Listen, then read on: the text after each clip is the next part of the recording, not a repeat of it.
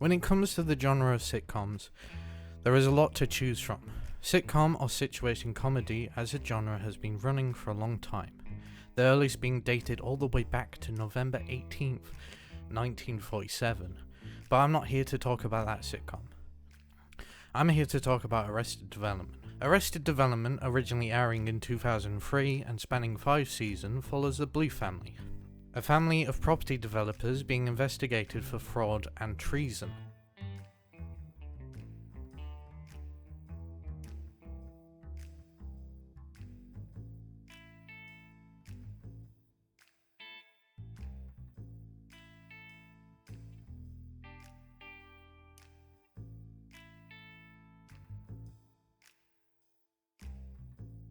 The family consists of George Bluth, dismissive father, criminal and cheater; Michael Bluth, narcissist, control freak and temporary president of the Bluth Company; Job Bluth, older brother to Michael, magician and narcissist; Lindsay Bluth, sister, occasional activist, generally overall shallow person; Dr. Tobias Funke, husband of Lindsay, never nude, ex-psychiatrist and freeloader; Maybe, the daughter of Tobias and Lindsay, troublemaker, not very intelligent, and liar; George Michael, son of Michael, has a crush on his cousin, is a pushover, and a nice guy, in the terms that a nice guy is quiet and a pushover, etc.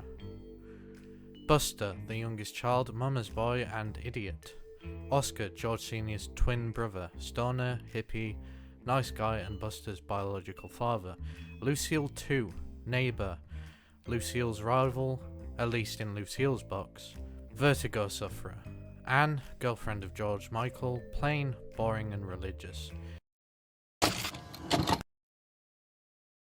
Whoa. I'm going to stop you right there. Why didn't you mention Lucille 1 or Lucille Bluth? And why did you just mention Lucille Osterio instead? Okay.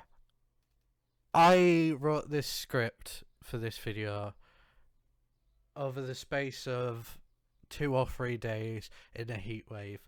I just completely forgot to add Lucille in, and I think there was one point where I remembered about Lucille, but I forgot to add it to the script. After that point, I'd already recorded the voiceover, and to be completely honest with you, she's not all that important to the story.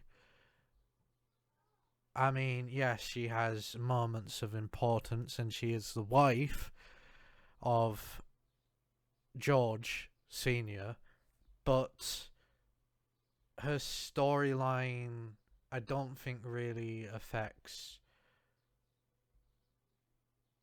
the major points I wanted to talk about. Okay, that's all I wanted to say, although I may be back again later, because obviously this script has errors. At this point, I'm really struggling to describe the members of this family, so what I will say is, if you couldn't tell already, they are an unexceptional and very unlikable bunch. On the topic of unlikable, one reason they are unlikable is because they never change. They're shown multiple times the error of the ways, and in some cases even reflect on this, but the very next episode they are right back to their self-involved, bordering narcissistic and sociopathic ways. A good example of their lack of care is the way they treat Job. They don't care about his safety or his ideas.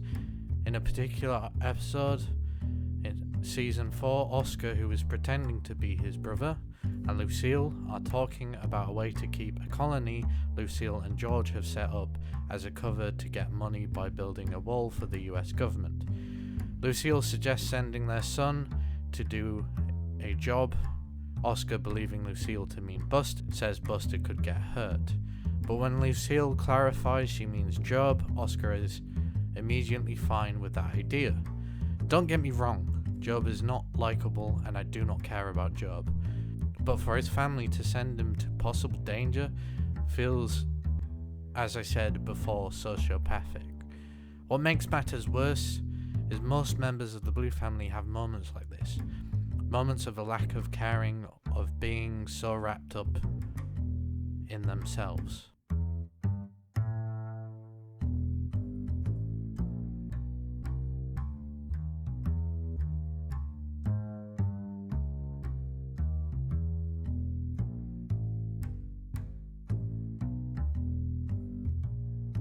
While talking about a comedy show, we must talk about comedy, and I find myself in a difficult position because there is always going to be a part of comedy that is subjective.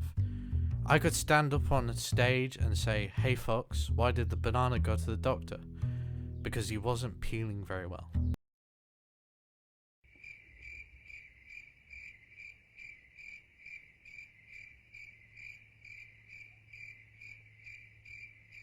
Some people may find that funny.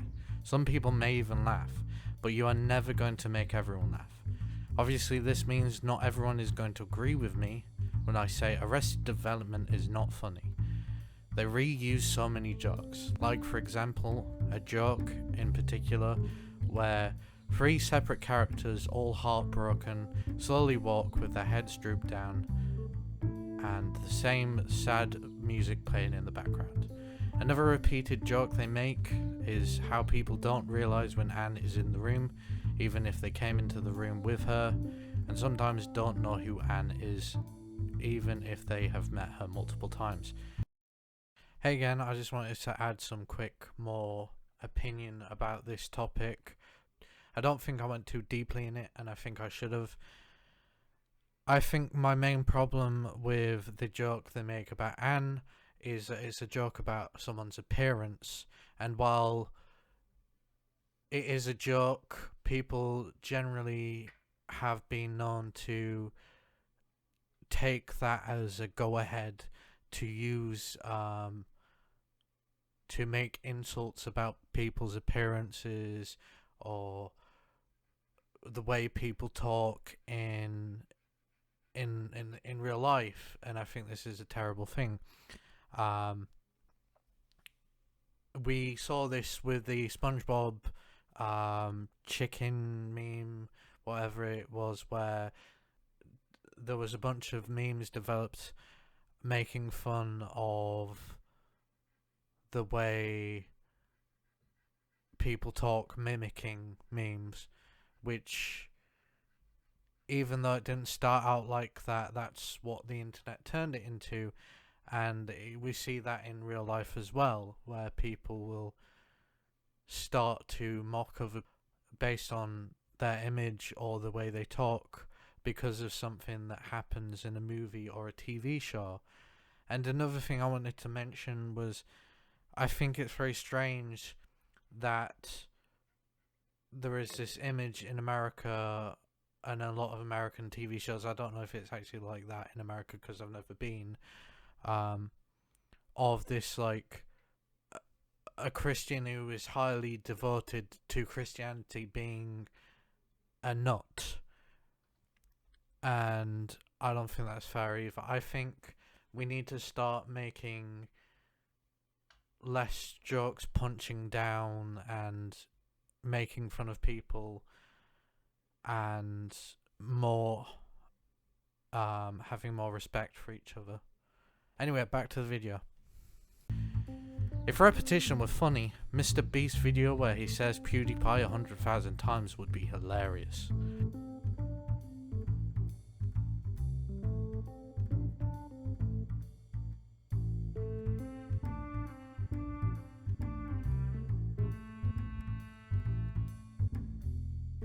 I don't know why more people aren't talking about the offensive nature of Season 3's episodes.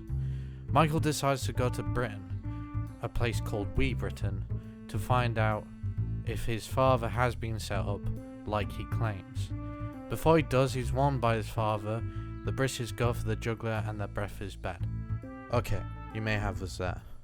Michael is looking for information and is told that the information was for British eyes only, and if he was willing to lose £20, he could maybe see the files.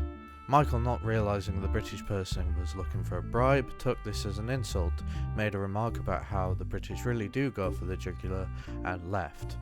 I should also mention this joke is also spelled out for you by the narrator, which makes it heaps less funny. Sometimes people need to learn to show, not tell. The entire thing is also set up like a British spy film. I'm surprised it didn't chuck in some Harry Potter too. It's like, seriously guys, we have other things. We are then introduced to Rita, which sounds like a name you'd hear being called out near a pub in London a long time ago, who Michael immediately falls for. They then have some dates and get to know each other. One moment in particular shows Michael's ignorance and self-involvedness, where they have donuts and Michael believes it to be a witty British joke about how the Americans like donuts. I say this to all self-involved people, and particularly Americans. Newsflash, not everything is about you. As we have seen, Michael is not the brightest, so he fails to pick up on multiple things, and here we come to the crux of the matter. Rita has learning difficulties, and oh boy do they love to throw around the word. This is so wrong. The word was used, and still is in many ways, akin to the N-word. It's used to belittle and in many ways to oppress people with learning difficulties. People with learning difficulties for years have been seen as slow or lazy, and that's just not true. People tend to associate special needs with low intelligence. It's just not true, and it's wrong. It is what it sounds like. They have different needs. That's it. Another thing they get wrong is Rita seems to be in a class with children because of her special needs, which wouldn't happen. In the UK, we don't hold people back, at least not that I'm aware of. One scene in particular bothered me.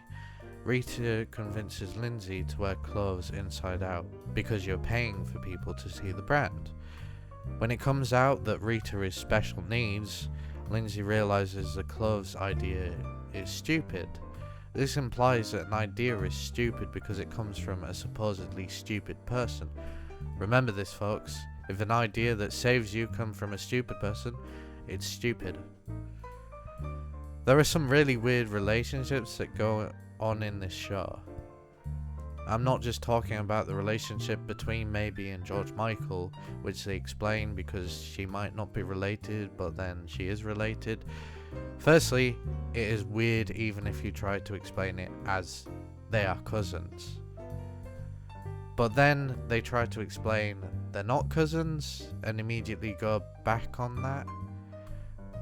Really, does this help the "woohoo, I'm gonna sleep with my cousin" stereotype that America gets? There is also a weird relationship between Anne and Job. She is supposed to be just turning 18, and Job is in his 30s or 40s, and they're talking about marriage. I know there is a thing to be said about them both being consenting adults, and in some marriages there is an age gap, but this still just feels weird. There is also a moment when Lindsay finds out she's adopted, and so she throws herself at Michael. And when Job finds out about Lindsay being adopted, he tries to date her, which again is weird even if you explain they're not technically related. Well, there's a lot I could say about Arrested Development, and while I'm yet to see season 5, I think I have seen enough to say Arrested Development is a weird, unfunny show for most of the case. I'd say there are better shows out there, but it's up to you. Thank you so much for watching. Leave a comment with your opinion, and if you want to see more videos of mine in the future, you know what to do.